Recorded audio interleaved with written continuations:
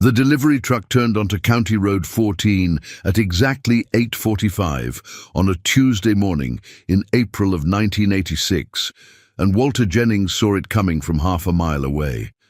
He was standing in the driveway of the farm he'd owned for 34 years, coffee cup in his hand, watching that green semi with the John Deere logo grow larger as it approached. Behind him, the barn doors were open. His 1954 Farmall Super M sat inside, freshly serviced, ready for spring planting. Beside it, his 1961 International 560, both tractors older than his son, but still running strong. The truck slowed as it approached the farm entrance, turn signal blinking, diesel engine downshifting. Walter set his coffee cup on the fence post and walked out to the road. The driver rolled down his window. "Morning, got a delivery for Jennings Farm. 2 John Deere 4450s. You Walter Jennings?" "I am." "Great. Just need you to sign here and I'll unload them in your yard." Walter didn't reach for the clipboard. "Who ordered these tractors?" The driver checked his paperwork. "Says here David Jennings. That your son?" "It is." "Well, he filled out all the paperwork, signed the financing agreement, had them delivered here. So if you'll just turn the truck around," Walter said quietly. The driver blinked. "Excuse me?" "Turn the truck around and take those tractors back to the dealership." "Sir, I can't do that. These are sold units. Your son financed them. They're his property. They're not his property until they come off that truck, and they're not coming off that truck, not on my farm." The driver looked confused. "Sir, I don't understand. Your son ordered 2 brand new tractors, top of the line. They're already financed in his name. Don't you want to at least look at them?" Walter's jaw tightened. "I know exactly what they are. I know exactly what they cost. And I know exactly why my son ordered them without asking me first. Now turn that truck around before I call the sheriff and have you cited for blocking a county road." The driver stared at him for a long moment, trying to decide if this old farmer was serious. He was. "Yes, sir," the driver said finally. He picked up his radio, called his dispatcher, explained the situation. There was a lot of back and forth, a lot of confusion. But 20 minutes later, the John Deere delivery truck was heading back toward the dealership, with 2 brand new 4450 tractors still strapped to the trailer. And Walter Jennings walked back to his barn, picked up his coffee cup, and waited for the phone call he knew was coming. "Now, before we go any further, I need you to understand something. This isn't a story about a stubborn old man refusing progress. This isn't about being cheap or old-fashioned or resistant to change. This is about a father watching his son make the same mistake that destroyed half the farms in Kansas in the 1980s. And if you want to know why Walter Jennings was willing to humiliate his own son rather than let those tractors onto his property, hit that subscribe button right now, because what you're about to hear explains why some families survived the farm crisis and others didn't. The phone rang at 9:30. Walter was in the machine shed, organizing tools, when he heard it. He let it ring 4 times before walking to the house and picking up. "Dad, what the hell did you do?" David's voice was tight, angry, embarrassed. "I sent the truck back." "I know you sent the truck back. The dealership just called me. They want to know what's going on. I ordered those tractors. I signed for them. They're mine." "Not on my farm, they're not." "It's not your decision. I'm 28 years old. I'm a partner in this operation. I have a right to—" "You have a right to make your own decisions when it's your own farm," Walter interrupted. "This is still my farm. My name is on the deed. And as long as that's true, no equipment comes onto this property that I don't approve." Silence on the other end. "David, you financed 2 tractors that cost $60,000 each. That's $120,000 in debt. Do you understand what that means?" "It means we'll have modern equipment. It means we can farm more efficiently.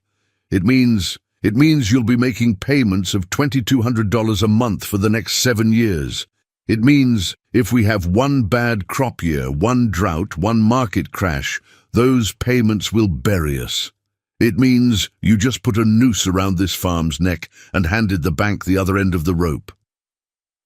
Dad, everyone's upgrading. Everyone's modernizing. We can't compete with 40-year-old equipment. Who told you that? What? Who told you we can't compete? The John Deere dealer, the banker who approved your loan, the neighbors who are already drowning in debt. David didn't answer. Let me tell you what competing means, Walter said. Competing means still being here next year. It means not losing the farm your grandfather bought in 1927. It means not becoming another foreclosure sale. That's competing, David. Everything else is just appearing successful while you're going broke. You don't understand modern farming. I understand debt, and I understand that this farm has survived the Depression, the Dust Bowl, 3 droughts and 2 recessions because we never borrowed more money than we could pay back in a single good year. You just tried to change that. More silence. Come home tonight, Walter said. We need to talk about this face to face. He hung up before David could respond. Let me stop here and ask you something. Have you ever had to stop someone you love from making a huge mistake? Have you ever had to choose between being liked and being right? Drop a comment and tell me, because Walter Jennings made that choice, and it almost destroyed his relationship with his son, but it also saved the farm. David Jennings had graduated from Kansas State University in 1980 with a degree in agricultural economics. He'd come back to the farm full of ideas about modernization and efficiency and scaling up. He'd read all the literature, attended all the conferences, talked to all the experts, and every single one of them said the same thing. To succeed in modern agriculture, you needed to get bigger, get better equipment, and use leverage to accelerate growth. It made sense on paper. The math worked in the projections. Bigger equipment meant you could farm more acres. More acres meant more revenue. More revenue meant you could service more debt. More debt meant you could expand faster. It was a beautiful theory. It was also destroying farms across the Midwest. David had watched neighbors his father's age struggle with old equipment, had seen them fall behind, had heard the jokes about farmers still using tractors from the 50s. He didn't want that for his family's farm. He didn't want to be the guy everyone felt sorry for. So he'd gone to the John Deere dealer, talked to the salesman, looked at the new 4450s with their turbocharged engines and 16-speed transmissions and sound-suppressed cabs. He'd imagined himself driving those machines, imagined what his college friends would think, imagined proving to everyone that Jennings Farm was modern and successful and forward-thinking. The financing was easy, too easy. The banker had barely asked any questions. With David's degree and the farm's history and the collateral value of the land, getting approved for $120,000 took less than an hour. He'd signed the papers, ordered the tractors, set up delivery, and never told his father, because he knew what Walter would say, knew his father would pull out the ledgers and show him the numbers, would explain about payments and interest and risk, would ask questions David didn't want to answer. So David had made an executive decision. He was a partner. He was educated. He was the future of the farm. He'd ordered the tractors, and his father had sent them back before they ever touched the ground. The conversation that night in the farmhouse kitchen was the hardest either of them had ever had. Walter sat at the table with the farm's financial records spread out in front of him. 34 years of ledgers, every income, every expense, every decision documented in careful handwriting. David sat across from him, arms crossed, jaw tight. "Do you know how much this farm made last year?" Walter asked. "Around 42,000, I think. $41,630, after all expenses. That's our net income. That's what we lived on, what we saved, what we reinvested in the operation." Walter pulled out a calculator. "Your tractor payments would be $26,400 per year. That's 63% of our entire net income, for equipment payments alone. But we'd be able to farm more efficiently. We'd make more money. How? Show me the math. David shifted uncomfortably. We could cover our acres faster, get planting done quicker, harvest sooner. We've got 400 acres, David. We already cover that fine with the equipment we have. What exactly would we do faster? We could lease more ground, expand the operation. With what money? After making tractor payments, we'd have $15,000 left over for living expenses, savings, maintenance, seed, fertilizer, fuel, everything else. How are we supposed to expand on $15,000? David didn't have an answer. Walter leaned forward. Let me tell you what happens next. We make the first few payments. Everything seems fine. Then we have a hailstorm, or prices drop, or input costs go up. Suddenly we're scrambling. We skip maintenance on other equipment. We defer savings. We start charging operating costs on credit. The next year, something else goes wrong. Maybe it's drought. Maybe it's an equipment breakdown we can't afford to fix because all our money's going to tractor payments. So we borrow more, take out an operating loan, tell ourselves it's temporary. Year 3, the bank starts asking questions. Our debt-to-income ratio is off. They want us to put up more collateral. Maybe we refinance the land, get a better interest rate, spread the payments out. Feels like we're solving the problem, but really we're just digging deeper. Walter's voice got quieter. Year 4, something major happens. Really bad crop. Equipment failure, medical emergency, doesn't matter what. The point is, we can't make the payments. We ask the bank for forbearance. They say no. They call the note. Year 5, we're standing in the yard watching an auctioneer sell off everything we own because we couldn't service debt we never should have taken on in the first place. He looked at David. I've watched that exact scenario play out on 17 farms in this county in the last 6 years. 17 families who lost everything because they believed the lie that debt equals growth. David stared at the numbers spread across the table, at the 34 years of careful record-keeping, at the evidence of his father's discipline and restraint. I just wanted us to be successful, he said quietly. We are successful. We own this farm free and clear. We make a living. We survive bad years. That's success, David. Everything else is just theater. But everyone says everyone's wrong. The dealers are wrong because they make money selling equipment. The banks are wrong because they make money lending money. The experts are wrong because they're not the ones making the payments. Walter closed the ledger. I sent those tractors back because I love you, and I love this farm, and I will not watch either one of you destroyed by debt. They sat in silence for a long time. Finally, David spoke. What do we do now? Now you call the dealership tomorrow morning and cancel the financing agreement. Tell them it was a mistake. Then you come work with me in the field, and I'll show you how we've survived this long without new equipment. And if I don't? Walter's expression hardened. Then you find your own farm to destroy. This one's mine until I'm dead, and I won't let you leverage it into bankruptcy. If you're still watching this, if this story is hitting close to home, do me a favor and share it with someone who needs to hear it. Someone who's feeling the pressure to spend money they don't have. Someone who needs permission to say no to debt. David cancelled the financing agreement the next morning. It was humiliating. The dealer was confused and annoyed. The banker was disappointed. David's college friends, when they eventually heard the story, thought he was crazy, but he did it. And then he went to work learning why his father's way had survived when everyone else's way was failing.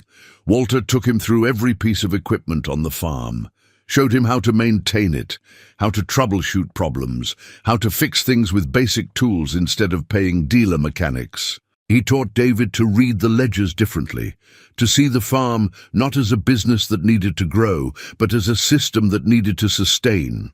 To understand that some years you made money and some years you just survived, and both were equally important.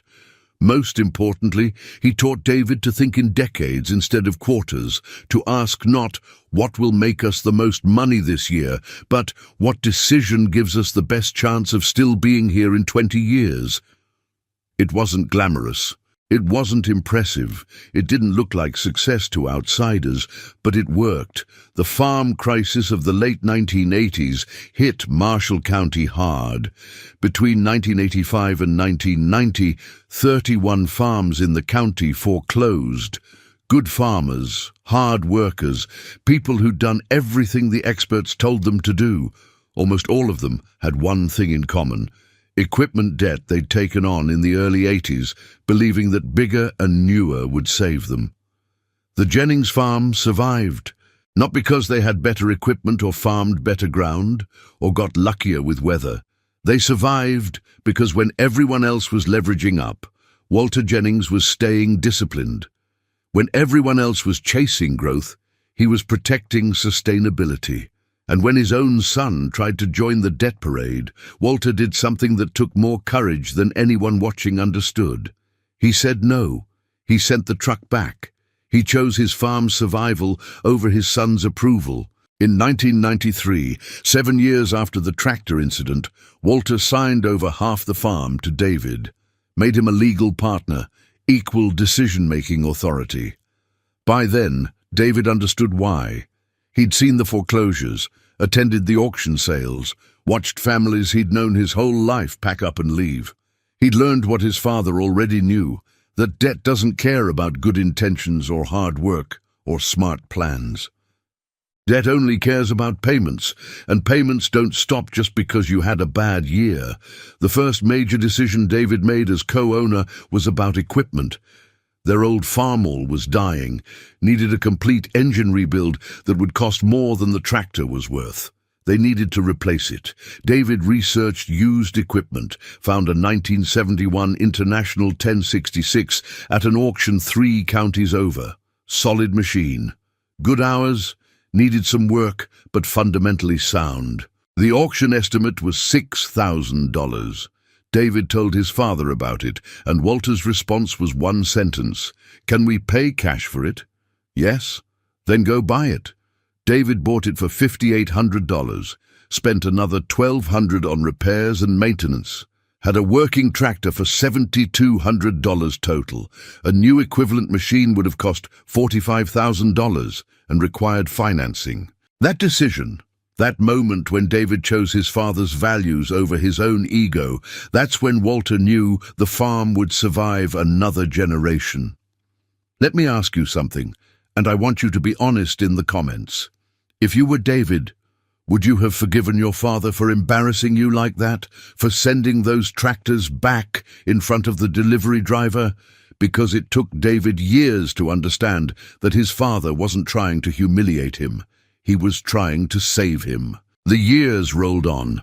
Walter retired in 2001 at age 67, signed the entire farm over to David, the same 400 acres his father had bought in 1927, still owned free and clear, still operating on the same principles of discipline and restraint that had carried it through the Depression.